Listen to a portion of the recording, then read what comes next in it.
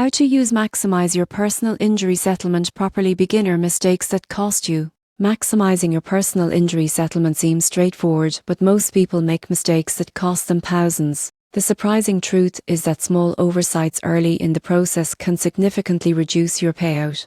The first mistake is failing to document injuries fully. Medical records, therapy sessions, prescriptions, and diagnostic tests all count. Missing details can lower settlement offers. Another common error is ignoring lost income. Many settlements consider time off work, reduced earning potential, and future income loss. Forgetting to calculate this can underestimate your claim. Many claimants skip property damage. Damaged vehicles, electronics, or personal items should be included.